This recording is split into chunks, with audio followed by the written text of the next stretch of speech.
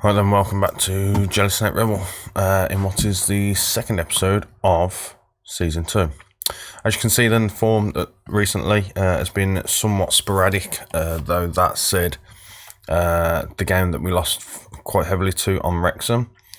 Wrexham, I believe, are top of the table at the minute. Yeah, only having lost 2 games, so, you know, they're doing pretty well there, to be fair. It was around this sort of area I started experimenting, and then on this one I did a full rotation and we lost. And I think that's like one of their only sort of wins in the league at the minute. If I can just check that. Boreham Wood. Okay, they've had 3 wins since that one against us. 2 wins since that one against us. Sorry.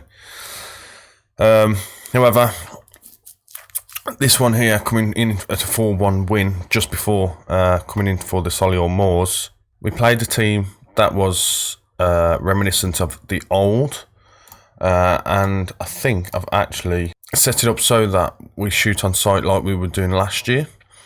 I've changed it so it's a bit shorter and the tempo's a lot more high. I did add an extra formation going on in here, but like I say, been playing around with it, and I'm okay and confident with this one. Shenton and Andy Haynes there, reminiscent of old, and get a couple of the old boys back in, Williams, Chambers, Higginson, Crow, etc. And I think, yeah, that's what we're going to be doing. So yeah, we're going to have Grimshaw in goal, then we're going to have Higginson, Healy, Lang and Crow at the back.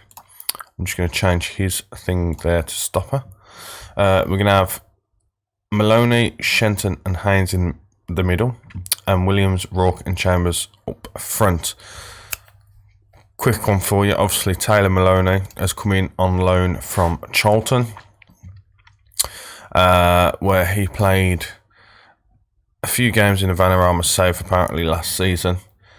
So yeah, and he's not too bad. It just gives me a bit of backup for Tom Price and who's my other guy, Declan Weeks, who's still a little unfit, severely lacking in match sharpness. So I'm going to put him just quickly, actually,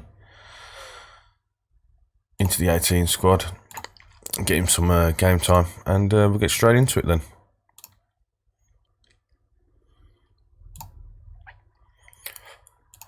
Now, as I say, we are the underdogs here. We'll have that suiting us down to the ground. This seems to work. The tactics I created here against Yeovil, who were second in the league, like I said. So we'll have to see if it works over here. So far, they've managed to get a shot, but it has gone off target, I believe. Yes, there we go. And we've got a shot on target, so that's always good. So, was anybody happy about the Villa result?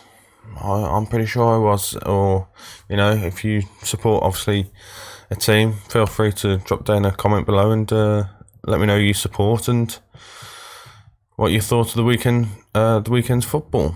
I'm all ears, and I like a good chat about the old football. I think we all do. We all need it. So then we've had pretty much the first half, absolutely 0 highlights apart from that one that was in the first couple of seconds. And it says tell the boys that their efforts are excellent. I don't think that's going to be realistically the case there. Let's give the fans a performance to go with something despite the odds against us.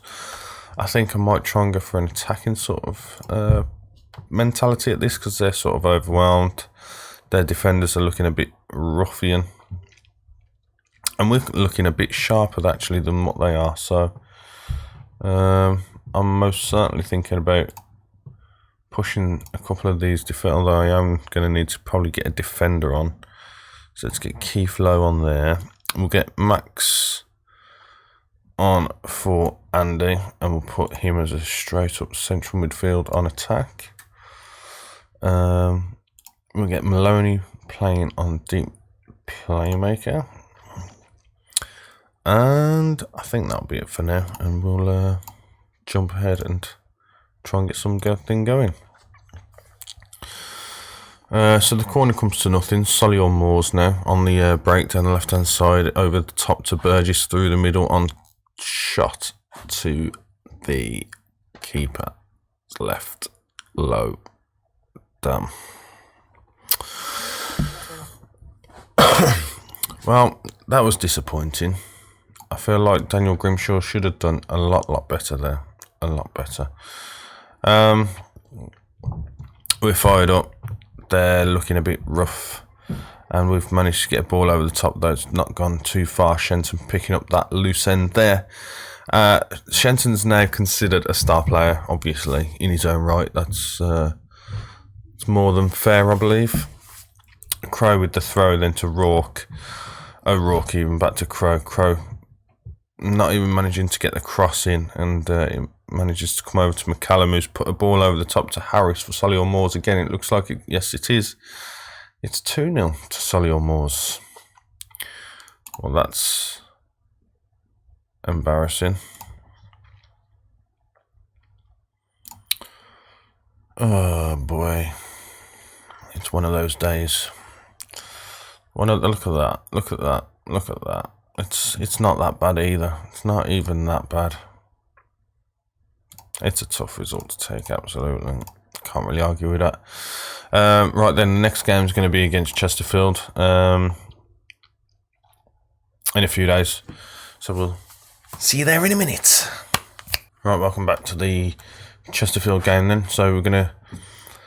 a couple of changes then for this game. We've brought in Tom Price, Sadie, and obviously Dutton's obviously back in the team for this game. Just on the basis of they've done really well in trialling this week, so I thought I'd just give them a trial out and see what happens. I thought I'd bring in Christian Sadie because Fidel O'Rourke's not really been exactly banging in the goals this season, so I thought I'd give him a try. And then we've got Tom Price, who's, you know, his determination, his work rate's right up there. So with any luck, we should actually see a lot of this start to improve realistically. So I thought I'd give him a chance as well. So then, team as it stands, we're going to be going with Grimshaw in goal, Dutton on the left, who's going to go on an attacking duty, not defending. Healy and Lang in the middle with Crow as well. I feel like I should change one of these, to be honest, to maybe this guy, but he's just not been doing it at all, so maybe not. Okay then, so then we've got Maloney in base and midfield with Shenton and Price, as I said. Williams to the left, Chambers to the right, and just under Sadie. Yeah, and that's going to be the team going forward. Christian Sadie's match sharpness is looking low at around 51%, but that's okay. We've got Fidel O'Rourke on the bench just in case we need him.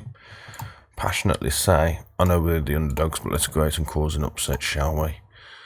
Play, get creative. We'll get straight onto the attacking because we are at home, and you know what? Why not? Chesterfield are there in 6th. We're down in like 12th or something, 14th. Yeah, well, you know, it is what it is. We're a little bit clear of the old relegation zone there, so as long as we stay above that, should be all right. Right, then Maloney in the middle, through to Shenton. Shenton playing the deep lane playmaker role on support this time around, through to Chambers, and Chambers has a shot or a cross. I'm not really exactly sure what that was, and the ball rolls over to the ball boys in the corner. It's not too bad of an effort for a start. The stats are looking very 50-50 at the minute. We've got Daniel Grimshaw then with the pass to Lang. Lang over the top in the centre to Sadie. Sadie now, chance to impress with his match fitness at 51%. Into Williams. Williams puts it just wide of the post. It's very unlucky. Very, very unlucky. But a very good effort there.